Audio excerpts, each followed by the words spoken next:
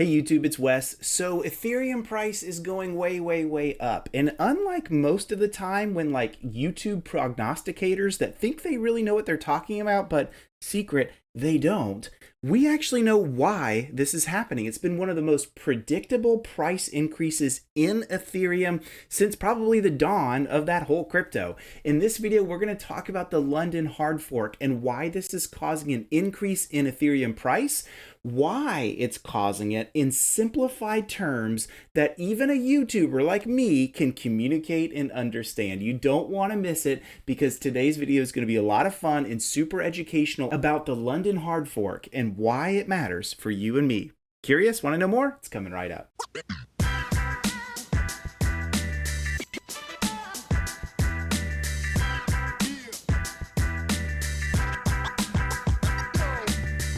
All right, friends, thank you guys so much for joining. Wes Spencer here. So glad you're with me on this channel. There's no FUD, no moon pumping, no, hey, this crypto is going to make you a millionaire tomorrow and it's the first one you got to sell next week. We don't do that stuff on this channel. I cover technology. I cover the things that interest me. I love innovative ideas inside of crypto. I love building financial freedom. All of these things are what I am all about. I'm also a cybersecurity guy. I'm an entrepreneur by trade. I have started and sold multiple companies, including my last one, Perch Security. So I am very excited about just bringing all of these things into my ecosphere right on this channel. And by the way, if you are wanting to get more involved, there's a whole bunch of ways you can do that. Definitely hit subscribe, hit like. Those go a really long way for this channel. And if you want to stay fresh with the content, that bell icon that's there, hit that too. It'll just let you know when I've got new stuff coming out just for you. And one other thing, I'm going to keep mentioning it for a while because I know I've got so many new people coming into this platform and this channel so often. I've got memberships available. The memberships are a super fun way for us to connect. There is no need for you to join it in the sense that I'm not going to gate content away from non-subscribers. We're not about that here in this channel. It just gives you more access to what we have going on in the platform. So check that out. You can see that by just clicking on join right down there, and it will show you the different membership levels. And that's been growing, and I can't wait to see you in the memberships if that's for you. All right, so let's just jump into the hard fork. Let's jump into what's called the 1559 or the London hard fork. We're going to call it London, I think, for this video, and I'm going to talk about why this is important.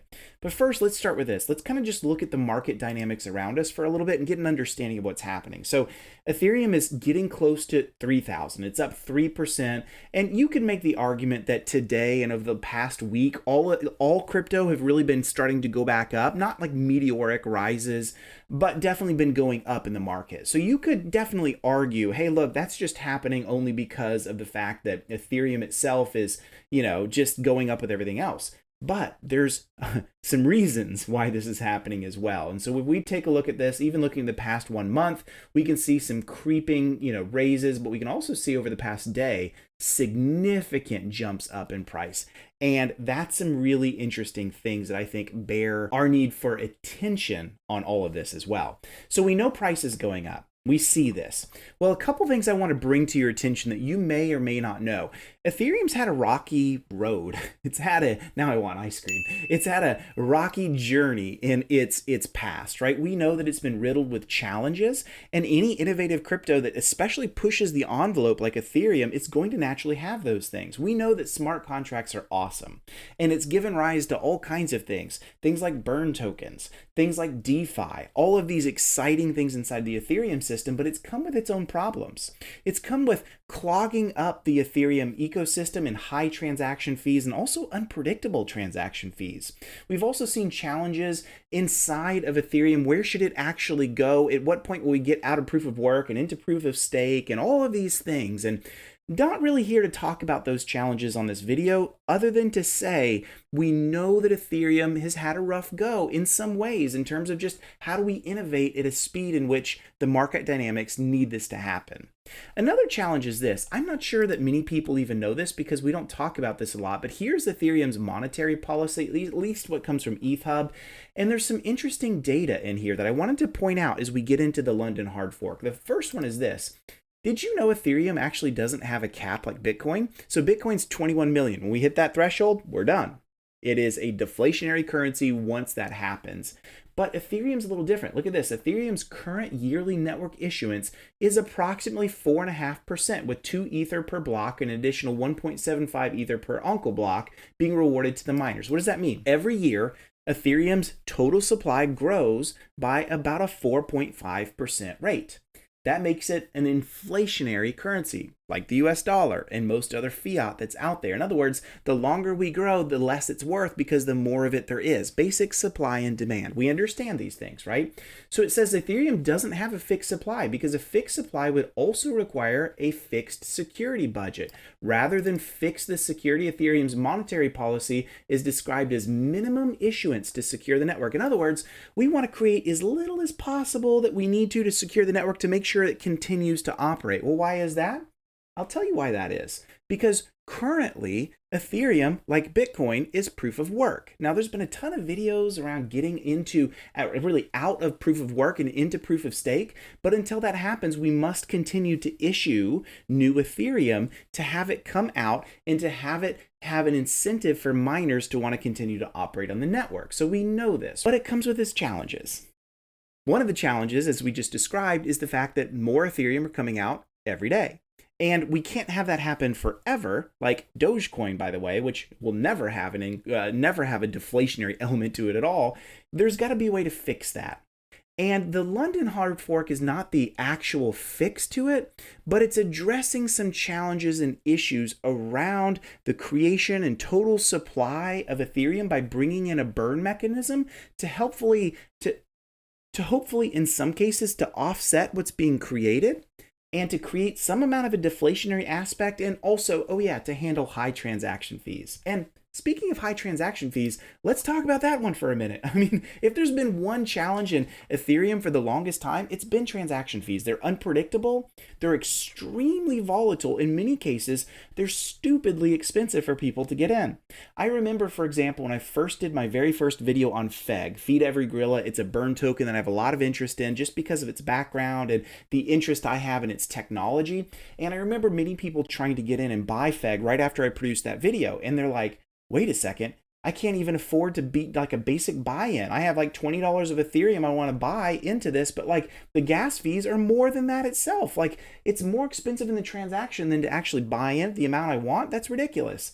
Yeah, it's a challenge. And look at this over time. See, in Ethereum's innocent days, and I'm just doing like a 3-year track, I could go back even further, but gas prices, or transaction fees, I should say, have always been quite low. I remember these days of buying and selling and even looking at some Ethereum tokens that were emerging in the early days of Ethereum, and it was really, really cheap. And I remember thinking, Ethereum's awesome. It's like this hugely scalable, fast network that literally has no problems.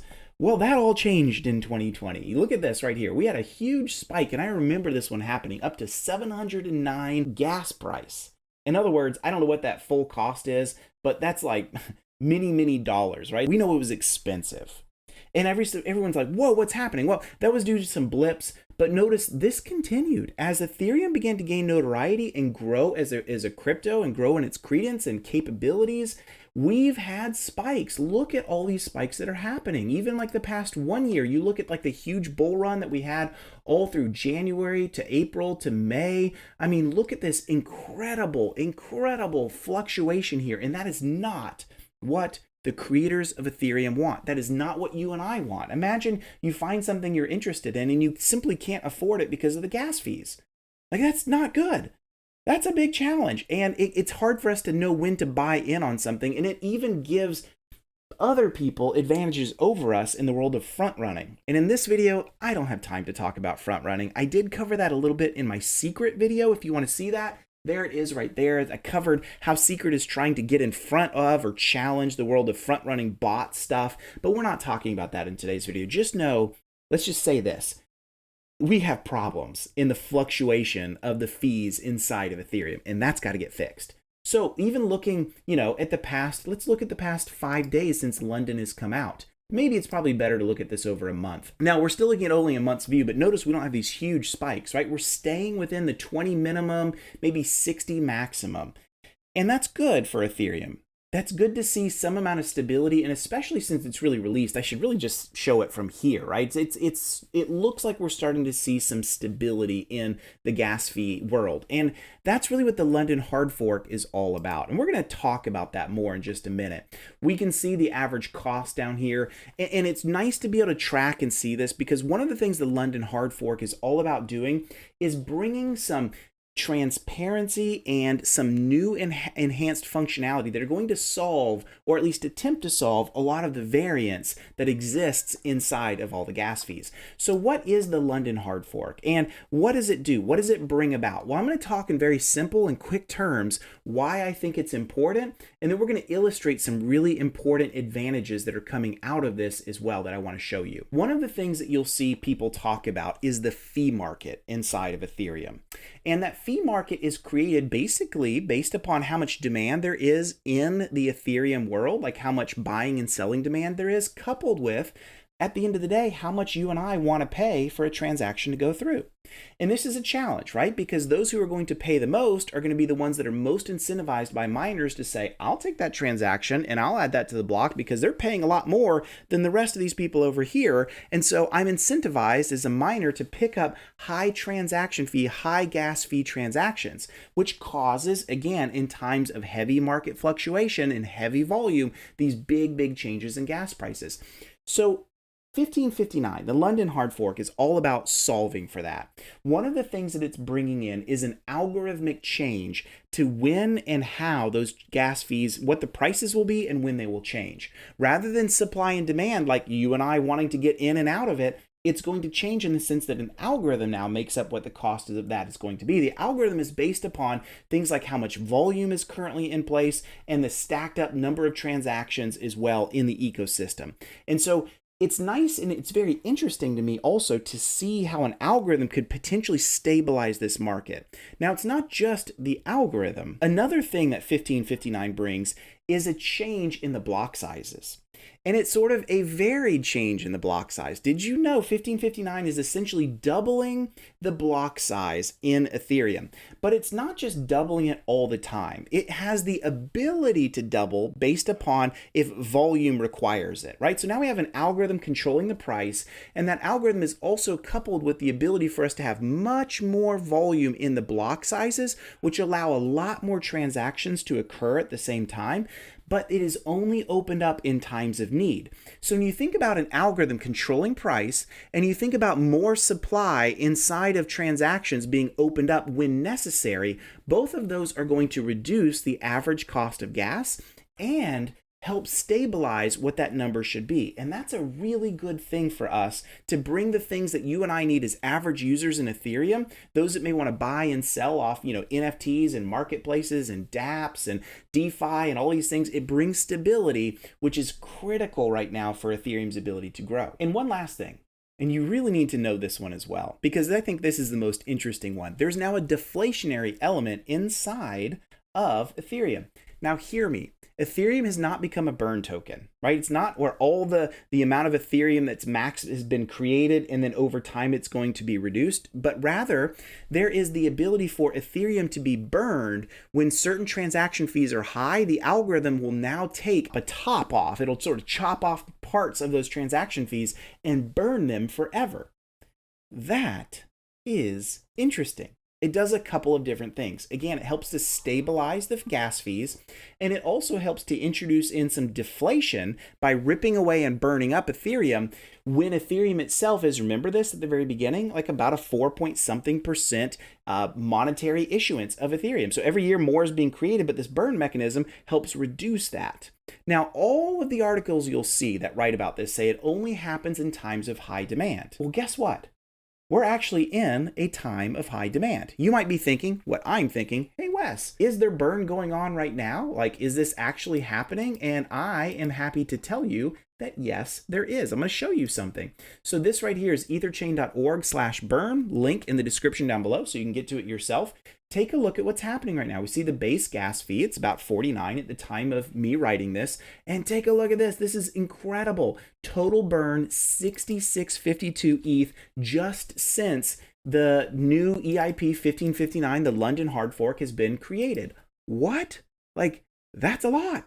In fact, I want to show you how much that is. Let's go over here to conversion right here on CoinMarketCap, and I'm just going to pop that guy in there. That is almost $20 million. It's $19,261,000 worth of Ethereum burned. Poof. Gone forever. Never to come back. Cue the sad song. Oh, bye, ETH. What does that mean for us? It means that for you and me, the price will continue to go up because of that deflation, at least in theory, just with economic theory. And so we can track this. We can see how it's going down. In fact, look at this. We're seeing a burn rate currently of 3.17 ETH per minute. We're seeing that is insanely high, but even averaged over the past 24 hours, same thing, 2.79 ETH per minute are being burned. That is a significant amount of burn that's happening in the ecosystem. So now we have some information about what's happening in Ethereum, and we see why the London hard fork is causing such a price increase. It's both the deflation that's happening, it's the excitement that from this entire mechanism, but one person or one group, one entity that's kind of getting left out in this whole mess are the miners, right? What happens to the miners? Because all of a sudden we're reducing the amount of transaction fees that users have to pay for a transaction. Well, they're not getting as much. That's true. And that's where a lot of the consternation and the argument and the hot debates over the London hard fork all came from. And there was worry that a lot of these miners would say, you know what, fine, forget it. I'm going to take my mining resources elsewhere. If I'm not going to make the same amount of transaction fees inside of Ethereum from mining, I'm going to go somewhere else where they're not doing that. And we were worried if that would happen. Well, some interesting things. Because Ethereum's price is continuing to go up since the release of the hard fork, it's an incentive for miners to say, I don't like the reduced transaction fees, but the price of Ethereum is going up. And so what does it do? It sort of offsets. It gives the capability for miners to say, I lost some, but I gained some. I lost some in transaction fees, but I'm gaining some in increased cost of the price of Ethereum. So it's going to be interesting to watch and see what happens to Ethereum itself. Some prognosticators and some critics say this is bad. London hard fork is bad for Ethereum. Miners are going to go elsewhere, and that's going to give more opportunity for Binance Smart Chain, for Cardano. I think you may see some of that, but so far the evidence is showing most miners are staying put where they are. And we're also continuing to see the price go up, which is further incentive for miners to stick inside of Ethereum. So there you have it. That's what the London hard fork is all about. It's some new changes. It's now there and it's available and it's active for everybody. It has a burn mechanism. It's going to reduce the amount of, at least in theory, we're going to see how the next few weeks trade out for us, but reduce the cost and variance of the fee market because an algorithm is now handling that. I am very curious to see what this does long term. I'm pretty bullish on it. I think most financial analysts are saying this is good for Ethereum itself, and this is why we're seeing Ethereum go up in price. I would love to know what you guys think about it. Do you like London? Do you think it's a good hard fork? Do you think it was going in the right direction? Did it not do enough? I'd love to know what your thoughts are. Leave me a comment down below. Very curious to know what you think about this and also what you think about the future of Ethereum as a whole. Is it going to stay here? Is it going to be supplanted by something else? I surely don't think so, but I welcome all opinions and would love to know what you think as well. All right, my friends, thank you so much.